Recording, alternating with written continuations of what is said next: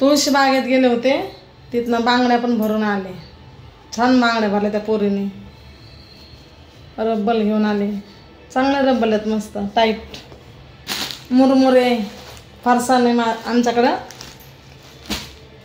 भाजी पण तिथनंच घेऊन आले तुळशी बागेतनं. लेगिन्स आणले 200 रुपयाला मुलीला. अजून काय आणले, अजून भाजी पण आले तुळशी मंडीतनंच आणले. भाजी पण सगळं काहीतरी घ्यायला गेलं तर आम्ही, ते पण घेऊन आलो.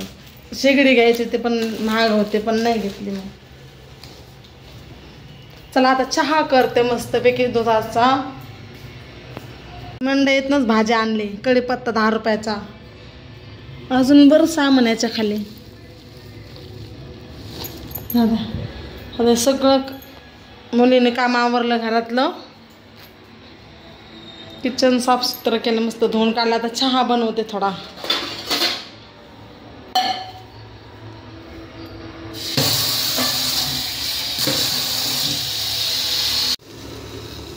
चहा उकळतोय, स्वयंपाक करायचा आहे. आता स्वयंपाक काय बनवायचा हे एक टेन्शन आहे.